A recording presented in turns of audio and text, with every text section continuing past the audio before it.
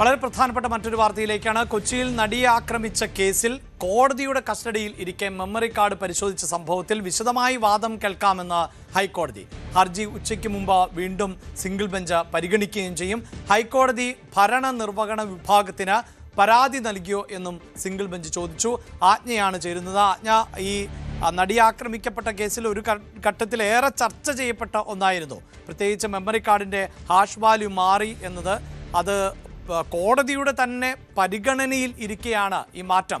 അതുമായി ബന്ധപ്പെട്ട് സാങ്കേതികമായി രണ്ട് വാദങ്ങൾ ഉണ്ട്. ഹാഷ് വാല്യൂ മാറി എന്നാൽ അതിനർത്ഥം ദൃശ്യങ്ങൾ എഡിറ്റ് ചെയ്തു എന്നുള്ളതല്ല എന്നൊരു ഭാഗം പറയുന്നുണ്ട്. പക്ഷേ അതിലൊരു സാങ്കേതികമായി കൃത്യത വരുത്തേണ്ട ഉത്തരവാദിത്വം ഉണ്ടല്ലോ. എന്താണ് ഇപ്പോൾ കോടതി പറയുന്നത്?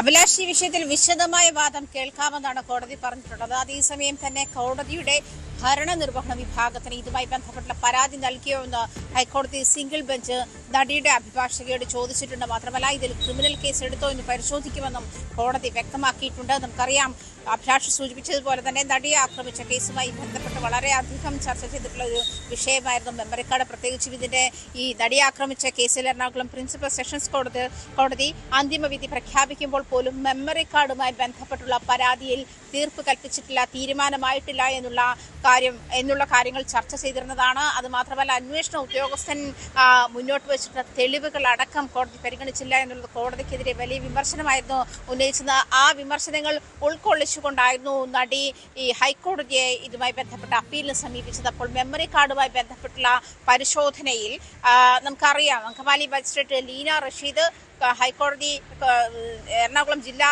സെഷൻസ് കോടതി ശിരസ്തദാർ താജുദ്ദീൻ, അതുപോലെ തന്നെ കോടതി ഉദ്യോഗസ്ഥൻ സീനിയർ ക്ലർക്ക് മഹേഷ് തുടങ്ങിയ ആളുകളായിരുന്നു ഈ മെമ്മറി കാർഡ് പരിശോധിച്ചതെന്ന് കണ്ടെത്തിയിട്ടുണ്ട്. അതേസമയം അഭിലാഷ സൂചിപ്പിച്ചതുപോലെ മെമ്മറി കാർഡ് വിഷ്വൽ എഡിറ്റ് ചെയ്തതിലല്ല, പക്ഷെ പരിശോധിക്കുമ്പോൾ തന്നെ ഒരു ഹാഷ് വാല്യൂ മാറുമെന്ന് വിദഗ്ധർ പിന്നീട് വിശദമാക്കിയിട്ടുണ്ട്. ഇതുമായി ബന്ധപ്പെട്ട് ഫോറൻസിക് സയൻസ് ലബോറട്ടറി നടത്തിയ പരിശോധനയിൽ ഹാഷ് വാല്യൂ മാറിയെന്ന് കണ്ടെത്തിയിരുന്നത്. ആ റിപ്പോർട്ടിന്റെ അടിസ്ഥാനത്തിലാണ് ഹൈക്കോടതിയിൽ ഇതുമായി ബന്ധപ്പെട്ട നടപടിക്രമങ്ങൾക്കായി നടി ഹൈക്കോടതിയെ സമീപിച്ചിരുന്നതും. അതേസമയം തന്നെ കോടതി ഇതിൽ വിശദമായ പരിശോധന വേണം. അത് മാത്രമല്ല, എറണാകുളം പ്രിൻസിപ്പൽ സെഷൻസ് കോടതി ജഡ്ജിനെ ഇതിന്റെ ഉത്തരവാദിത്വം ഏൽപ്പിക്കുകയും ഈ വിഷയത്തിൽ അന്വേഷണം നടത്തണമെന്നും ആവശ്യപ്പെട്ടിരുന്നതാണ്. അതേസമയം തന്നെ ആ അന്വേഷണത്തിലാണ് ഈ 3 പേരാണ് ഈ കോടതിയുടെ കസ്റ്റഡിയിൽ ഇരിക്കുമ്പോൾ തന്നെ മെമ്മറി കാർഡ് പരിശോധിച്ചു എന്ന് കണ്ടെത്തിയിരുന്നത്.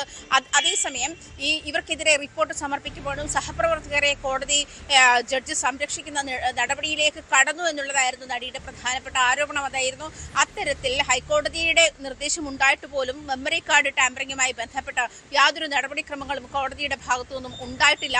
ഈ മെമ്മറി കാർഡ് ടാമ്പർ ചെയ്ത ആളുകൾക്കെതിരെ നടപടി ഉണ്ടായിട്ടില്ല എന്നുള്ളതായിരുന്നു പ്രധാനപ്പെട്ട പരാതി. ആ പരാതിയിലാണ് ഇപ്പോൾ നടി വീണ്ടും കോടതിയെ സമീപിച്ചിരിക്കുന്നത്. ആ ഹർജിയാണ് ഹൈക്കോടതി സിംഗിൾ ബെഞ്ച് പരിശോധിക്കുന്നത്. എന്തായാലും ഉച്ചയ്ക്ക് മുൻപേ തന്നെ വിശദമായ വാദം കേൾക്കും.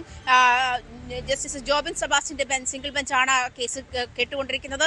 നടിക്ക് വേണ്ടി സുപ്രീം കോടതി അഭിഭാഷക വൃന്ദ ഗ്രോവറാണ് ഹാജരായിട്ടുള്ളത്. നടിയുടെ അഭിഭാഷകയോട് ഹൈക്കോടതിയുടെ ഭരണനിർവഹണ സമിതി പരാതി നൽകിയിരുന്നോ എന്ന് ചോദിക്കുന്നുണ്ട്. അത് മാത്രമല്ല, ഈ വിഷയത്തിൽ ക്രിമിനൽ കേസ് എടുത്തോ എന്നും കോടതി പരിശോധിക്കും. എന്തായാലും ഉച്ചയ്ക്ക് മുൻപേ കോടതി വിശദമായ വാദം കേൾക്കുക തന്നെ ചെയ്യും. അഭിലാഷ്, തീർച്ചയായും അതിജീവിതയ്ക്ക് വലിയ ആശ്വാസമുണ്ടാക്കുന്ന ഒന്ന് തന്നെയാണ്. കാരണം ഈ വിഷയത്തിൽ വിശദമായി വാദം കേൾക്കാം എന്ന് കോടതി പറയുന്ന സാഹചര്യം ആണ് ഉണ്ടായിട്ടുള്ളത്. ഒരു കേസിലെ ഏറ്റവും പ്രധാനപ്പെട്ട തെളിവായി വിലയിരുത്തപ്പെട്ടിരുന്ന ഒന്നാണ് മെമ്മറി കാർഡ്. മാത്രമല്ല, ഈ കേസിൽ ശിക്ഷ വിധിക്കുമ്പോൾ മറ്റെല്ലാം തെളിവുകൾ ശേഖരിക്കുന്നതിലുൾപ്പെടെ അന്വേഷണ സംഘത്തിന് പരാജയമുണ്ടായിട്ടുണ്ട്. പലതും കണക്ട് ചെയ്യാൻ സാധിച്ചിട്ടില്ല. പക്ഷേ മെമ്മറി കാർഡിൽ ഉള്ള ആ ദൃശ്യങ്ങളുടെ അടിസ്ഥാനത്തിലായിരുന്നു ഈ പ്രതികൾക്ക് പ്രധാനമായും ശിക്ഷ വിധിച്ചത് എന്നതുകൊണ്ട് തന്നെ ഈ മെമ്മറി കാർഡിലെ വിവരങ്ങൾ ചോർന്നോ, എഡിറ്റ് ചെയ്യപ്പെട്ടോ, എന്താണ് സംഭവിച്ചത്, ഒപ്പം മറ്റ് ആർക്കെങ്കിലുമൊക്കെ ഈ ദൃശ്യങ്ങൾ ലഭിച്ചിട്ടുണ്ടോ,